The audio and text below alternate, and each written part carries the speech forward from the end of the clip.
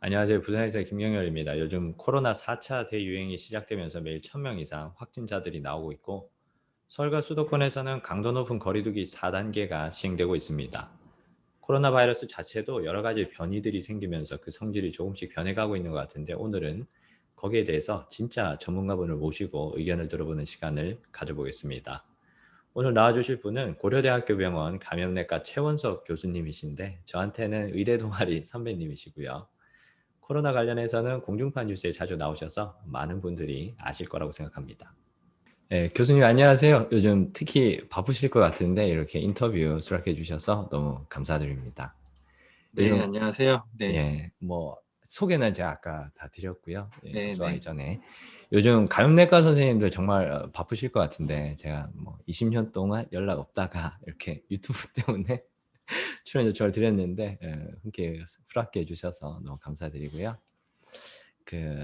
그럼 이제 그냥 바로 본론으로 들어가서 너무 바쁘신 네. 분이니까 요즘 코로나 4차 대유행이 정말 심상치 않은데 일반 시민들 입장에서 이 대유행이 언제까지 지속될지가 가장 궁금할 것 같아요. 이게 좀 잦아들어야지 그나마 일상생활에 돌아갈 수 있으니까. 전문가 입장에서 보시기에 이번 4차 대유행이 얼마나 오래까지 지속될 거라고 생각하십니까? 네, 사실 잘 모르죠. 아, 네, 이런 걸 예측하는 건 되게 어려운 일이고, 많은 분들이 예측에 대한 질문을 하시는데, 예측을 이야기하는 게 사실 좀 조심스럽고 위험스럽기도 해요. 왜냐하면, 어떤 예측을 맞추어도, 그래서 그 맞춘 사람에게 의존하는 것도 문제고, 또 그것이 맞추어지지 않는다고 해서 그게 또 잘못된 것도 아니거든요. 제가 항상 이야기하는 게, 예측은 굉장히 어려운데 그래도 대책은 있어야 하니까 네. 우리가 필요한 건 어느 정도 범위에서 이 환자 수가 늘고 줄고 하고 언제까지 지속될지에 대한 시나리오는 갖고 있어야 되겠다. 그래서 그 다양한 시나리오에 맞추어서 많이 준비되어야 하겠다라는 거고요. 예상하기에는 짧게 끝나기는 조금 어려워 보입니다. 네, 정부에서는 짧고 굵게 대응하기를 원하고 또 시민들도 이 상황이 길어지는 건 되게 힘들고 어려운 일이긴 할 텐데 우리가 지난 12월에 있었던 유행을 좀 되짚어 볼 필요가 있는데 그 당시의 유행을 보면 갑자기 환자 수가 급격히 증가해서 1000명을 넘어서고 난 이후에 그 상태가 지속됐던 기간이 한 2-3주 가까이 됐어요. 계속 올라갔던 것은 아니고 방역의 조치가 조금 더 강화되고 뭐 지금처럼 4단계에 해당되는 3단계로 가지는 않았었지만 그럼에도 불구하고 강한 조치 뭐 2.5단계 이렇게 불렀던 조치들이 있었고 그래도 꽤 오래 갔고 1000명 아래로 내려오고 난 이후에도 한 700~800명대에서 꽤 오래 또 머물렀어요. 물론 그때가 겨울이었고 지금은 여름이라는 계절적인 차이가 좀 있기는 하지만 지금 환자 발생의 규모가 그때보다 더 크다라는 점을 감안하면 짧게 가는 걸 기본적으로 고려하는 것보다는 좀 길게 갈 가능성을 염두에 두는 게 맞을 것 같다. 이런 생각을 합니다. 네.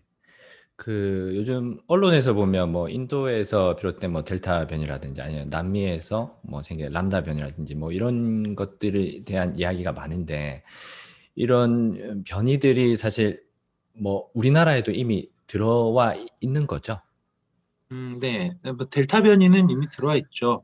지금 질병청에서 분석한 자료를 보면 변이를 가진 바이러스가 지난주 기준으로 한 44%이 정도 아마 되는 것 같아요. 어, 그중에서 델타 변이가 60% 이상을 차지하고 있다는 거고요. 그러니까 전체 분석한 건수 중에서 델타 변이를 가진 사람의 비율이 아직은 많진 않아요. 아직은 한 30% 내외 정도니까. 그리고 그중에서도 이제 국내에서 감염된 사람만 따로 모으면 한 22%, 24%이 정도 되고요. 해외에서 유입된 사람이 한 80% 정도 되니까 아직 국내에서 델타 변이의 유행세가 주된 바이러스인 것은 아니지만 이게 지난주에 분석 자료고 유행세가 거듭할수록 델타 변이가 주된 변이주로 자리는 잡아갈 거라고 보고 있기 때문에 점점 델타 변이가 차지하는 비율은 커질 거예요. 람다는 좀 이야기가 다릅니다. 람다는 아직 아시아권 국가에 유입된 것으로 보이지는 않아요. 우리나라도 지금 분석된 시료들 중에서는 람다 변이를 갖고 있는 사람이 확인되지는 않았습니다. 근데 이제 페루에서 굉장히 큰 유행이 지난 겨울 봄철에 있었고 또 신규 감염자의 한 80% 이상이 람다 변이를 갖고 있었던 사람이었다. 그래서 마치 우리가 지난 인도에서의 상황을 보고 있는 것 같은데 그런 상황을 감안하면 우리나라에 유입될 위험은 얼마든지 있습니다. 그럼 교수님 그 변이라는 게 사실 저희 뭐 일반 의사 입장에서 생각하기에는 이제 변이가 생기면은 전염력은 뭐 좀 높아지면서 뭐 치명률이 좀 낮아지는 방식으로 뭐 가는 거라고 이렇게 보통은 생각을 하는데 이제 듣기로는 람다 변이는 페루에서 뭐 치명률이 9%나 되게 그렇게 막 높다는 그런 뉴스가 있더라고요. 그렇게 이제 더 치명률이 높아지는 그런 방식으로도 이제 변이가 일어나게 될 수가 있는 건가요? 변이는 확률적인 거니까 그 확률적인 게 어떤 쪽이 더 이 바이러스가 오래 생존하기 좋은가의 관점에서 이제 보게 되고 그런 관점에서 전체적인 흐름이 전염력이 높아지거나 치명률이 좀 낮아지는 방향이라는 거지 항상 그렇지는 않아요. 그래서 치명률이 높아지는 형태의 변이가 나타나서 근데 그게 전염력이 아주 높아진 치명률을 또 상쇄할 수도 있기 때문에 불가능한 일은 아니에요. 다만 지금 페루의 치명률을 갖고 람다의 치명률을 이야기하는 건 제가 보기엔 맞지 않아요. 왜냐하면 페루가 제일 치명률이 높은 국가는 9.7%이 정도 된다고 이야기를 하고 있는데 람다 변이가 발견된 게 지난 12월쯤이거든요. 그리고 그전에는 이제 람다 변이가 아니었었죠. 그런데 페루의 치명률이 9.7% 이렇게 됐던 게 람다 변이가 발견되고 난 이유가 아니에요. 그 이전에는 훨씬 더 높았었고 오히려 대부분의 국가의 치명률은 조금 낮아져 있는 형태였고 지금 9%대의 치명률이 그 상태에서 쭉 가고 있습니다. 많은 국가가 한 2%대 내외로 수렴해 가는 것과는 달리 페루는 쭉 가고 있으니까 조금 영향이 있지 않을까 생각은 해볼 수 있지만 어쨌거나 그 치명률이 그전에 비해서 페루의 상황만 놓고 보면 높아지지 않았다. 그리고 또 한 가지는 인도에서 델타 플러스 이야기할 때도 조금 지적했었던 부분인데 실제로 델타 플러스 이렇게 이제 이름이 붙여졌던 변이가 나타났을 때 인도에 전혀 환자 수가 더 많이 늘고 있었는가? 그렇지 않았어요. 페루도 마찬가지고 지금 오히려 예전보다는 환자가 꽤 줄어가고 있습니다. 그러니까 이제 변이라는 게 실제로 확산을 막 촉진시키는데 중요하게 역할을 하는 것이기도 하지만 또 다른 한편으로는 환자 발생이 많기 때문에 그 과정 중에 확률적으로 변이가 나타날 위험이 높아지고 그거의 파생물로 변이가 나타나는 것일 수도 있는 거죠. 네, 그래서 람다에 대해서는 아직 WHO에서도 VOI 그러니까 아직 관심을 갖고 보지만 치명률이나 전염력이나 이 공중보건학적인 측면에서 어떤 크게 영향을 미쳤다는 근거가 확인되고 있지는 않기 때문에 VOI로만 놓고 있는 상태여서 페루의 치명률을 그대로 갖고 와서 람다의 치명률로 이야기하는 건 좀 문제가 있습니다. 네. 그 나라별로 약간 의료 환경에 따라서 그런 치명률도 좀 차이가 날 수 있겠죠.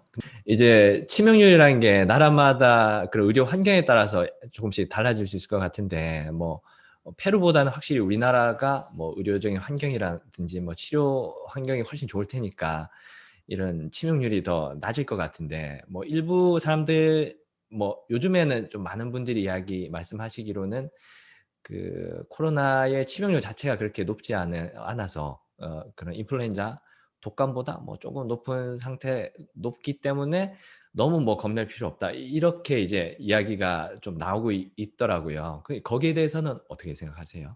네, 물론 뭐 지나친 우려를 가지라고 말할 수는 없죠.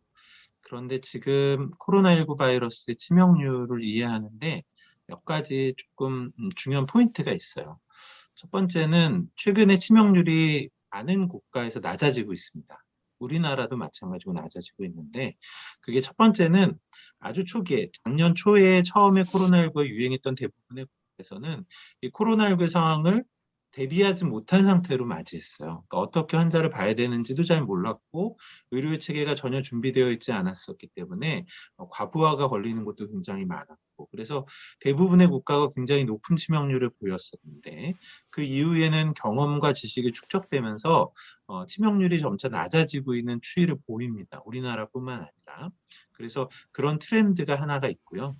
두 번째는 이제 작년 말, 올해 초부터 많은 국가에서 백신 접종이 시작이 되었는데, 대부분의 국가에서 백신 접종을 할 때 고위험군을 가장 우선 접종 대상자로 선정해서 접종을 했고, 특히 고령자를 우선 접종 대상자로 대부분 선정을 했어요.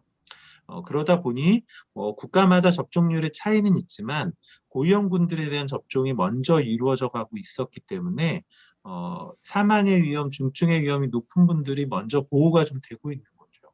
그런 게 치명률이 좀 낮아지는 측면이 영향이 있습니다. 다만 그러면 지금 우리가 충분한 수준이 되었는가? 그건 아닌 것 같아요. 충분한 수준이 되었지 못했다고 생각하는 첫 번째 이유는 우리가 인플루엔자하고 흔히 비교를 하는데 인플루엔자의 치명률이 사실 굉장히 낮아요. 네. 2009년에 우리가 신종 인플루엔자를 경험했었는데 그때 우리나라에서 확진됐던 환자가 76만 명이었었고 사망한 환자가 270명이었습니다. 공식적으로. 실제 치명률이 0.03% 조금 넘는 수준이었었죠. 실제로 H1N1의 경우에는 치명률이 좀 낮은 A형 중에서도 좀 낮은 것이어서 좀 다행스러운 결과이긴 했었지만 다른 H3N2와 같은 것을 모아서 보더라도 계절 인플루엔자의 치명률은 0.1%가 되지 않습니다. 그런데 지금 코로나19는 치명률이 많이 낮아졌다고 해도 누적 치명률이 1% 내외에서 왔다 갔다 하고 있어요. 그래서 아직 인플루엔자 바이러스보다는 굉장히 높은 치명률인 것이 여전히 맞다. 근데 뭐 1%면 아무것도 아닌 것이 아닌가? 아니요, 그렇지 않아요. 왜냐하면 인플루엔자 바이러스보다 훨씬 전염력이 높기 때문에 그래요. 우리가 인플루엔자 수준으로 관리가 되려면 훨씬 전염력이 낮아지거나 인플루엔자보다 훨씬 치명률이 낮아져야만 해요. 그래야 지금처럼 높은 전염력에서 결과적으로 같은 정도의 공중보건학적인 영향을 가져올 수 있거든요. 네, 그래서 인플루엔자 수준의 관리를 위해서는 지금보다는 치명률이 더 낮아져야 한다. 그러려면 결국 지금보다는 훨씬 더 많은 접종이 이루어져야 돼요. 우리가 고위험군들에 대한 접종을 상당히 해왔지만 사실 접종 초기에는 여러 가지 선택의 문제도 있었고 그래서 접종을 실제로 하지 못하셨던 어르신도 있고요.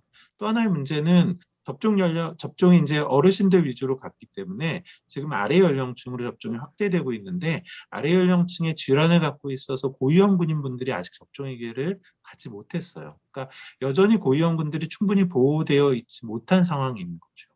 네. 그래서 여전히 인플루엔자보다 여전히 치명률이 높다. 두 번째는 아직 고위험군들에 대한 보호가 충분히 되었다고 보기가 좀 어렵다라는 측면에 아직은 인플루엔자 수준으로 관리를 말하는 건 좀 어렵습니다. 한 가지 더 착시가 좀 있어요. 지금 최근에 환자 발생이 굉장히 급증했잖아요. 네. 코로나19의 임상 경과를 보면 처음에 증상이 생기고 나서 중증으로 진행할 때 대개 한 열흘, 2주 이 정도의 시간을 필요로 합니다. 중증으로 진행하면 바로 사망하나 그렇지 않죠. 대개 진단되고 의료기관 내에서 관리를 받기 때문에 사망에 이르는 환자들이 대개 평균 한 3, 4주 이상의 시간을 필요로 해요. 진단되고 난 이후에. 즉 지금 급증했었던 환자의 실제의 안 좋은 예후가 발생할 시기가 아직 도래하지 않은 거예요. 그럼 한 달 뒤쯤에 이제 그렇죠. 사망자가 지금은 분모는 확 늘었지만 치명률을 계산할 분자는 반영되기 전 단계예요. 예. 그러니까 지금의 상황에 그 수치로 치명률이 확 낮아졌다라고 계산하는 건 또 오류가 좀 있을 수 있어서 그러한 측면에도 좀 주의가 필요합니다. 그러니까 코로나가 뭐 인플루엔자랑 비교하면 치명률이랑 전염률 둘 다 지금 훨씬 높기 때문에 아주 위험한 상태다. 이렇게 말씀해 주신 것 같아요. 하지만 이제 한 가지 언젠가는 우리가 인플루엔자처럼 관리해야 되는 때가 올 거예요. 네. 네. 왜냐하면 코로나19 바이러스가 세상에서 사라질 거라고 보지는 않아요. 뭐 이미 누구나 예상하고 있는 바이기도 하지만 원래 우리가 어떤 바이러스의 퇴치나 박멸을 이야기하려면 조건이 있어요. 첫 번째는 아주 효과적인 중재 방법이 있어야 돼요. 대부분 효과적인 중재라는 게 백신을 이야기하죠. 두 번째는 아주 민감도가 높고 보편적으로 활용할 수 있어서 거의 대부분의 환자를 찾아낼 수 있는 검사 방법이 있어야 돼요.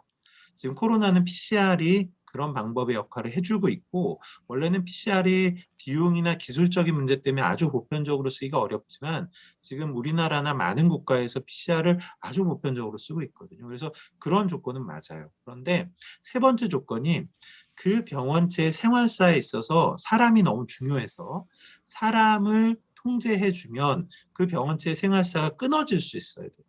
그런데 코로나19는 그게 불가능해요. 음. 이미 동물에서 사람으로 온 걸로 보고 있고, 사람에서 동물로 가고 있고, 사람이 중간에 없어도 동물 사이에서 유행하면서 계속 변이를 이어갈 수 있어요. 아, 동물, 그래서 아, 완전히 이미 등장한 상황에서는 이 바이러스가 종식되는, 박멸되는, 퇴치되는 상황을 기대하기가 어렵습니다.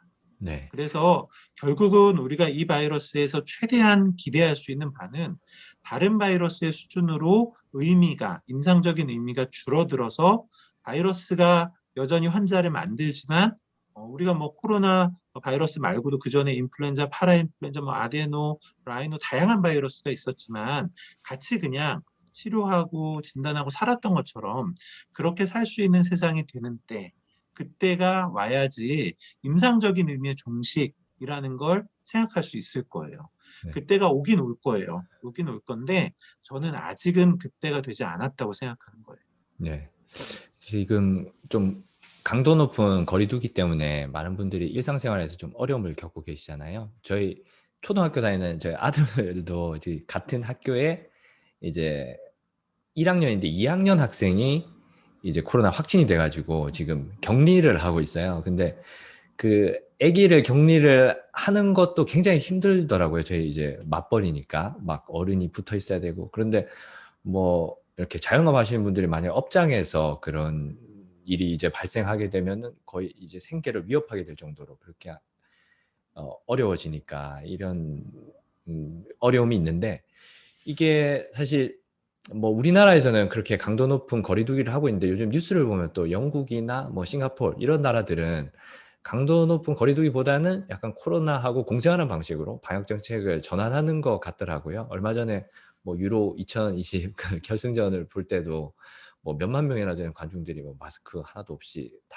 막 들어가 있고, 뭐 미국 메이저리그 관객석을 봐도 마스크 쓴 사람이 거의 없을 정도인데, 그 이런 코로나와 공존하는 공생하는 식의 방역 정책이 그런 나라들에서 성공할 가능성, 그리고 우리나라에는 뭐 이런 게 적용이 가능할지 거기에 대해서 좀 여쭤보고 싶습니다. 앞서 이야기한 것처럼 언젠가는 우리가 그렇게 대응의 수위가 낮아져서 보게 되는 때가 올 거라고 기대합니다. 그런데 지금은 그 상황이 아니라고 생각하고, 그 국가들도 사실 제가 생각하기에는 뭐 사람마다 시각은 다를 수 있지만 좀 위험스러워 보이는 면이 있어요. 음, 일단 저는 이제 몇 가지 조건이 필요하다고 생각해요. 그렇게 가려면 앞서 이야기한 것처럼 첫 번째는 적어도 고위험군에 해당되는 분들, 그리고 그 이외의 분들까지 합쳐서 백신 접종의 기회가 충분히 부여되어서 접종이 가능한 원하는 분들은 다 맞을 수 있어요. 그래야지 우리가 전파의 위험이나 사망의 위험을 최대한 낮춰줄 수가 있어요. 앞서 이야기했던 것처럼 결국 전염력이나 치명률이 낮아져야만 우리가 조금 더 낮은 수의 대응이 가능해지기 때문에 그런 상황이 와야 할 것 같고요.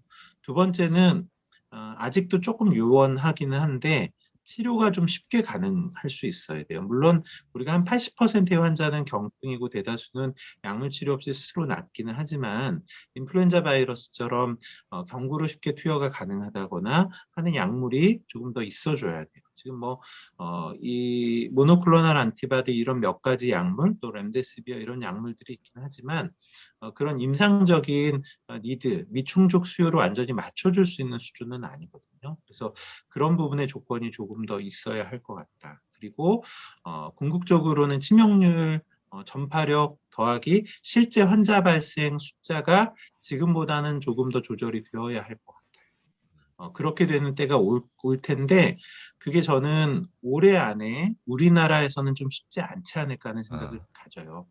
이게 이제 실제 보건학적인 의학적인 관점도 있고요. 또 하나는 실제 시민들이 갖게 되는 이 코로나19에 대한 위해 경각심, 걱정 이런 거에서 어느 정도 벗어날 수 있을까에 대한 부분이에요. 일단 지금은 환자가 늘어나고 있고 이걸 대응해야 되기 때문에 경각심을 낮추기는 어렵습니다. 그렇지만 앞서 말씀드렸던 조건이 이루어졌을 때 그러면 환자가 생기고 그 환자가 집에 있고 그 집에 같이 사는 사람들 또는 주변에 있는 이웃들 그 사람들과 접촉을 하더라도 우리가 많이 걱정 안 하고 살 수 있을까? 그러니까 그런 실제로 인지의 수준이 좀 변화가 좀 있어야 할 거예요. 이런 조건까지 만족하려면 저는 내년은 돼야 하지 않을까 이런 생각을 사실은 하고 있어요. 아무래도 이 백신이 이제 그 많이 접종률이 올라가야 그렇게 될 수가 있겠죠. 그렇죠. 네. 백신이 굉장히 중요하죠. 네, 백신 접종이 기본적으로 되어야만 우리가 활동을 늘리더라도 또는 환자하고 일부 접촉의 위험이 생기더라도 실제 감염의 위험 또 사회적인 전파의 위험이 높아지지 않을 수 있거든요. 네. 그래서 백신이 중요하죠. 네. 예, 교수님 오늘 정말 좋은 말씀 좀 많이 들었고 모르는 것도 많이 알게 됐는데 마지막으로 뭐 하실 말씀 있으시면 조금 제가 부탁을 드려도 될까요? 네. 사실 이제 1년 6개월이 넘었죠.